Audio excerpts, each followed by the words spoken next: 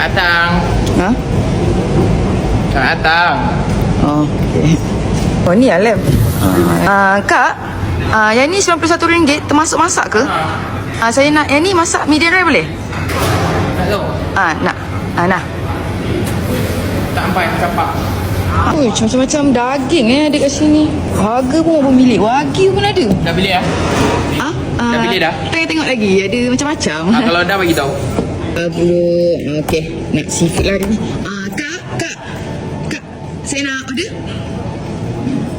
Saya nak order ni ya. Boleh seafood Lagi? Okey, tu je. Tak.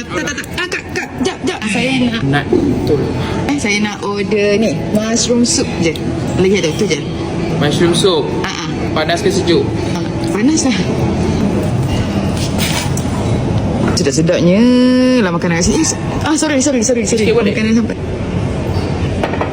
Enjoy. Oh, Kak. Nak bil? Baik kat kaunter. Jap. Kak, saya terlupa. Saya nak order take away untuk anak saya. Tambah order? Take away. Kenapa sebelum saya bagi bil tadi ni awak tak tambah order? Saya Kan nak- awak dah menyusahkan saya sekarang ni. Saya kena buat bil baru tau. Sekarang ni, Ha? kau kerja sini kan? So kau nak marah aku pula ni. Ni kerja kau. Mana manager kau? Aku nak jumpa manager kau lah. Aku tak boleh lah customer service macam ni. Panggil Manager? manager kau sekarang. Sekejap. Lan. Azlan. busy. Kedai dah sedap. Minah ni pula problem. Manager kau cakap apa? Azlan tak ada. Busy. Tak apa.